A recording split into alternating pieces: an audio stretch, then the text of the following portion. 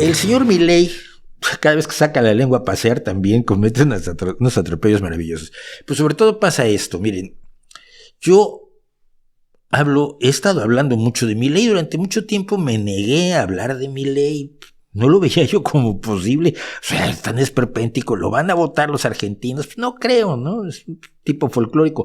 Error mío como error cuando Trump se lanzó y dijiste, Trump no puede ganar las elecciones. Bueno.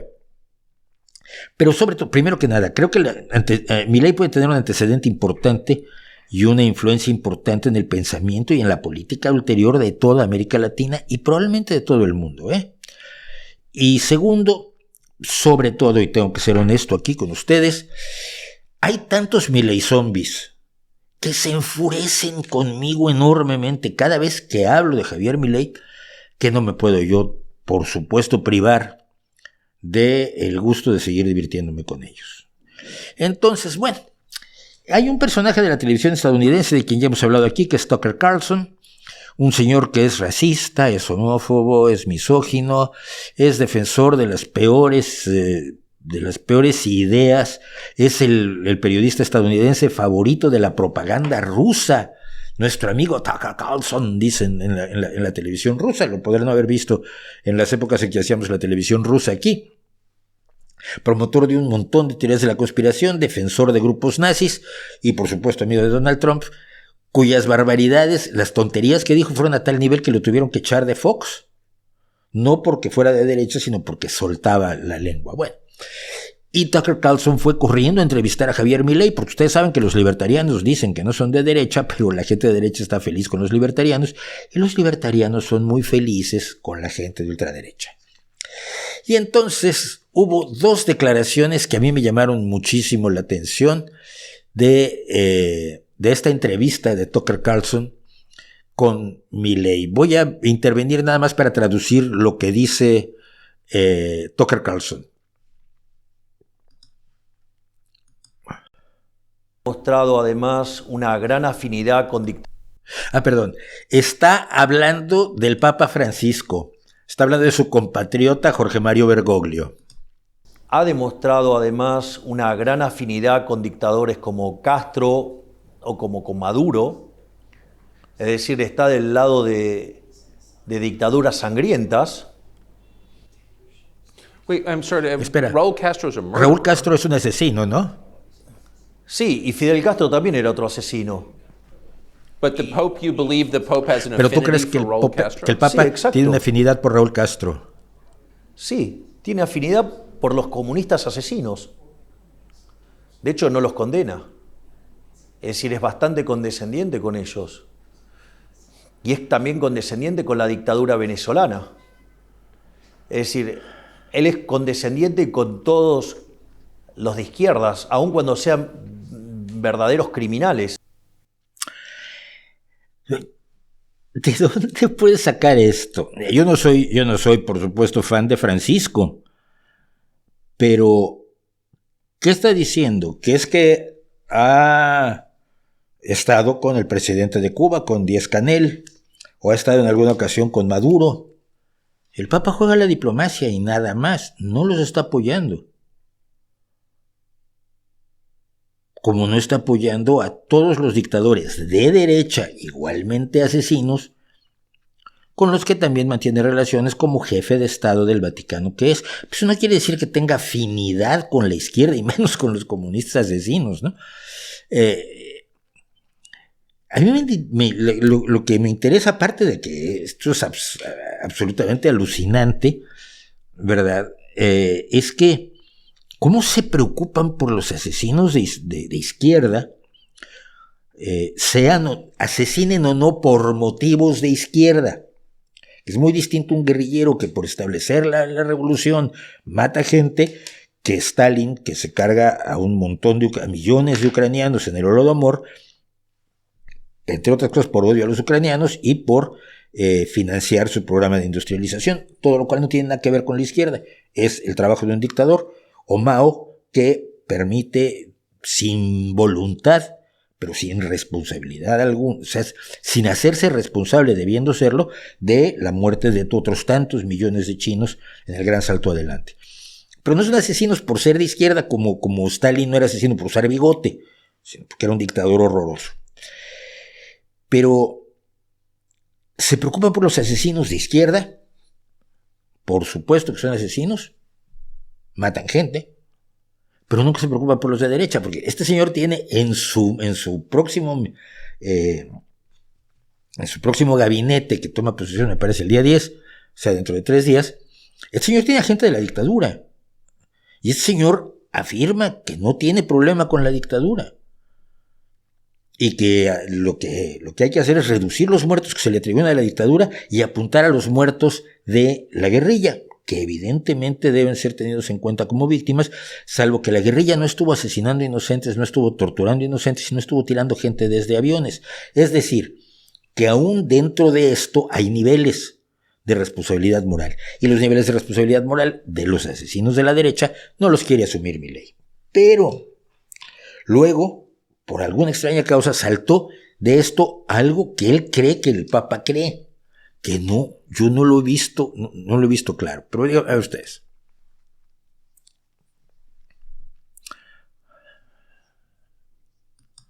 A ver, antecedente. Él está diciendo que el Papa está a favor de la justicia social. Ahora, ¿cómo defines la justicia social? Pues de muchas maneras, pero Milei elige esta definición. Porque la justicia social, ¿qué es? Robarle el fruto de su trabajo a una persona y dárselo a otra. Entonces implica 2 cosas. Una es un robo. Y el problema es que el robo está en contra de lo que señalan los 10 mandamientos. Es decir, avalar la justicia social es avalar el robo. Por lo tanto, es un problema de que está violando los 10 mandamientos. El otro problema es que es un trato desigual frente a la ley. Y no me parece que sea algo justo, digamos, que algunos sean premiados y otros sean castigados desde una posición de poder como la que tiene el Estado, que tiene el monopolio de la violencia.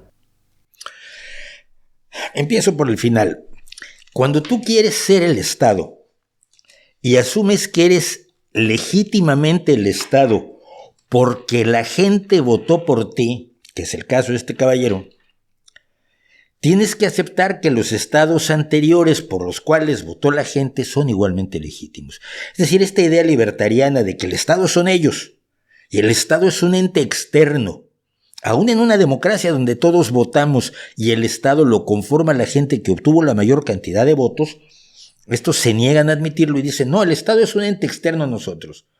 Vale, y ahora que tú eres el Estado, ¿qué vas a hacer?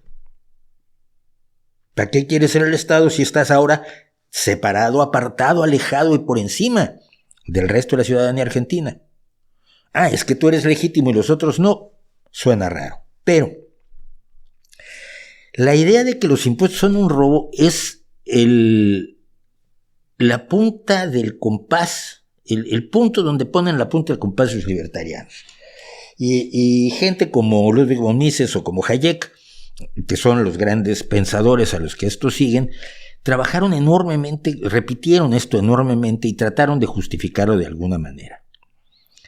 Cuando tú dices, demuéstrame que los impuestos no son un robo, te estoy diciendo, la pregunta, la respuesta ya tiene la pregunta ya tiene la respuesta implícita. ¿Qué es lo que dicen estos señores? Que si tú ganas 10, el gobierno, el Estado, esa gente externa por la que ni votaste, ni mucho menos, no tiene derecho a decir tienes que poner 1 para que la sociedad funcione, para la policía y el alumbrado público y las calles y también para mejorar la vida de los que están en peores condiciones. Ah, no, eso es un robo. No, mira, un robo es cuando le sustraes algo a alguien con violencia o con engaño, pero ya llamarlo robo le pone una carga emocional que no tiene. Te voy a poner un ejemplo. Supongamos que tú tienes una pequeña fábrica, nada grave, y este mes ganaste 100. Entonces, estos 100 son míos, los gané con mi trabajo, ¿no? Yo cobré esos 100 ya son míos. Pagarle los salarios a mis trabajadores es un robo. Es quitarme lo que yo ya tengo, que yo asumo que es mi propiedad, y tengo que entregar una parte a mis trabajadores. Me están robando. Y los proveedores me están robando. Y el tipo que me alquila la nave industrial donde tengo la empresa, le tengo que pagar. Pero si él no se ganó ese dinero, ¿por qué tengo que darles? Me roban los trabajadores, me roban los proveedores. Cualquiera que planteara eso le dirían, a ver, mira, no seas tonto. Cuando tú ganas 100, no son tuyos. Los ingresos pregastos no son de tu propiedad. Y quien no entiende esto puede hacer fracasar muchas empresas, y muchos lo consiguen con enorme eficacia. Lo que siempre se le dice a la gente cuando tiene una pequeña empresa, y lo primero que le dices es no metas la mano a la caja. La caja no es tuya. El dinero que entró no es tuyo. El dinero que entró es para reponer cosas, para pagar la electricidad, para pagar el agua, todas esas cosas. El dinero que ganaste no es tuyo, ni legal ni moralmente todavía. Legalmente no lo es porque legalmente tienes que pagar sueldos, porque mucha gente me dirá, no, espera, aquello no es un robo porque yo tengo la obligación legal de pagar sueldos y de pagarle a mis proveedores y de pagar la luz y de pagar el agua y de pagar impuestos. ¿Pero por qué impuestos? Bueno, porque así como estás pagando lo que te permite funcionar a una serie de particulares, le tienes que pagar a la sociedad los elementos de la sociedad que te permiten funcionar. No eres dueño de todo el dinero que cobraste. Y parte del dinero del que no eres dueño es el dinero de los impuestos. Estás en contra de los impuestos, gana elecciones, como ha hecho Milei, acaba con todos los impuestos y nos vemos dentro de 4 años. Pero hasta este momento, los argentinos que han seguido votando por los gobiernos que ha habido hasta ahora han estado con ese voto justificando y aceptando el régimen fiscal que mantiene el país, que es legal. Y si es legal, no es un robo. Se le paga más al trabajador que más aporta. Se te cobran más impuestos a quien gana más. Se le cobran más impuestos a quien gana más gracias a que la sociedad tiene una infraestructura que le permite ganar más y que él usa más. Si tiene camiones para transportar sus mercancías, él usa las carreteras públicas y la fuerza pública para proteger sus mercancías mucho más que su obrero. Él utiliza más el alumbrado público, él utiliza más las calles, utiliza más de todo aquello que le da la sociedad y por lo tanto le tienen que pagar más. Llamarlo robo es un truco retórico muy absurdo, pero que tiene mucho éxito. Si ustedes escuchan a Laje y a la guatemalteca y a Rayo y a toda esta gente, lo van a repetir constantemente. Los impuestos son un robo. Me quitan algo que yo tengo para dárselo a otro. No, todavía no lo tienes. Tú pagas lo que legalmente tienes que pagar, incluidos los impuestos y todos los demás gastos, y entonces eres el dueño de tus ganancias. Antes no.